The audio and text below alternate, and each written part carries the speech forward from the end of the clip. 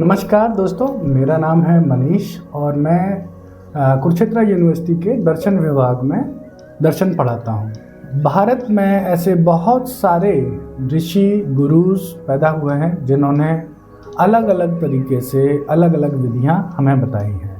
आज ऐसे ही एक अनजान या बहुत कम लोग जिनके बारे में जानते हैं, ऐसे ऋषि, ऐसे महर्षि के बारे में आज हम बात करने वाले हैं और यह समझने वाले हैं कि उन्होंने आत्म अनुसंधान या सेल्फ इंक्वायरी के बारे में मिसकॉन्सेप्शंस की बात की है।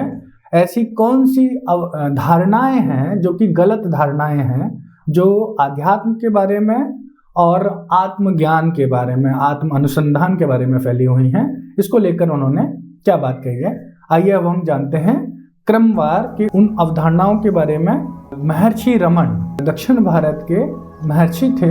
उन्होंने अपने ज्ञान के आधार पर कुछ बहुत ही व्यवहारिक तरीके बताए थे उन लोगों के लिए जो सच में आध्यात्मिक इंक्वायरी करने में इंटरेस्टेड है, ना कि कहानियों में और विधियों में खो जाना चाहते हैं या टाइम पास करना चाहते हैं। दूसरे शब्दों में कहें, उनके लिए महर्षि रमन उपयोगी नहीं है। लेकिन जो लोग तरह तरह की विधियां अपना चुके हैं, तरह तरह की फिलॉसफीज पढ़ चुके हैं, उसके बावजूद उन्हें सही रास्ता नहीं मिल रहा है, उन लोगों के लिए महर्षि रमन बिल्कुल सटीक रास्ता स्पष्ट रूप से साफ साफ बताते हैं। आज हम जो बात करने वाले हैं वो बात इस बारे में करने वाले हैं कि जो अद्वैत वेदांती हैं और महर्षि रमन हैं, इन दोनों के बीच में क्या कोई अंतर है।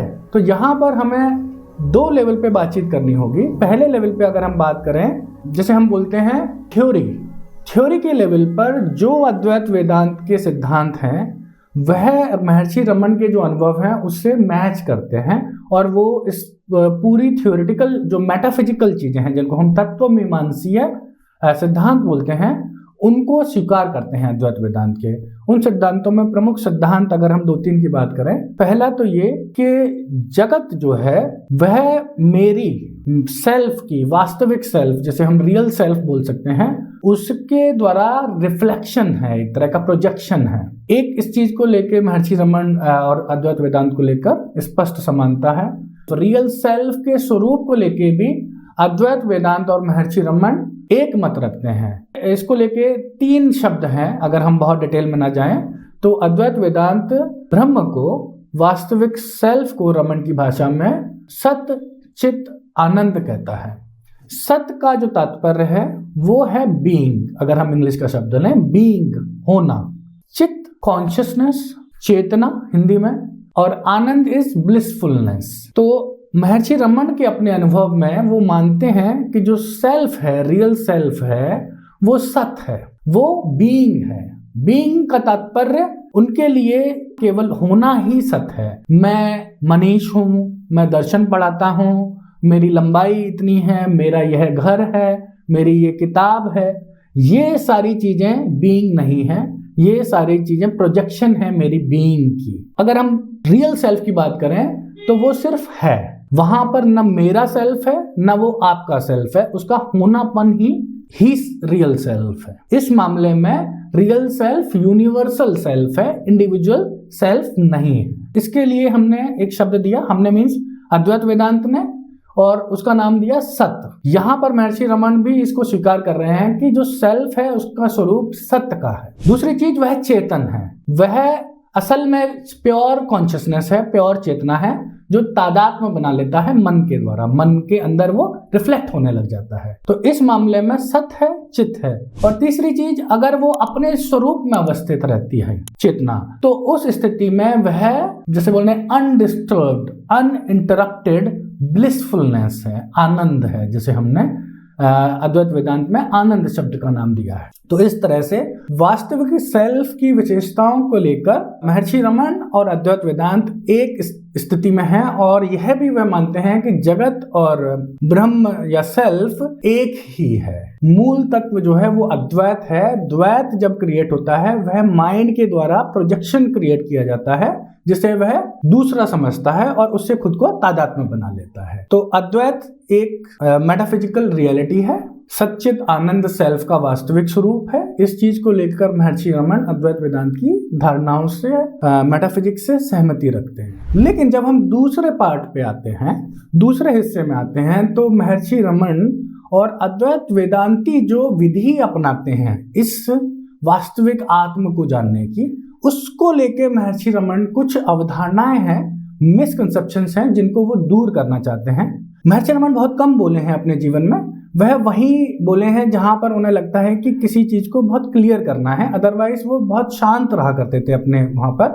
और उनका यह मानना था जो भी व्यक्ति आत्म के स्वरूप में अवस्थित है उसके पास बैठने से ही वो परकुलेट हो जाती है, जो फीलिंग है, जो अनुभूति है, वह उस व्यक्ति को मिलने लग जाती है जो उसके आसपास बैठा है। इसलिए बोलना एक तरह से वेस्टेज है उस मामले में। लेकिन कुछ लोगों की जिज्ञासाओं को शांत करने के लिए, या कुछ लोगों की, जो लोग उस मौन को या उस अवस्था को ऐसे स्वीकार नहीं कर पा रहे थे, उनके लिए महर्षि रमन ने कुछ चीजें बोली थी। और वह बोल जो है मेरे हिसाब से बड़े अनमोल हैं, क्योंकि उन्होंने बहुत ज्यादा नहीं बोला है, बहुत ही आवश्यक जो उन्हें लगा सिर्फ उन चीजों पर उन्होंने बोला है। तो यहाँ पर वो मिसकॉन्सेप्शंस को क्लियर करने के लिए उन्होंने 2-3 चीजों को क्लैरिटी की है, जिसके बारे में आज हम बात करने वाले हैं। पहली चीज उन्होंने बोली है कि अद्वैत वेदांती व्यवहार में आत्मज्ञान को प्राप्त करने के लिए एक तरीका ये अपनाते हैं कि वह अहम ब्रह्मस्मि या सोहम जैसे वाक्यों का मंत्र की तरह प्रयोग करते हैं। और जब सवाल आता है कि मैं कौन हूं,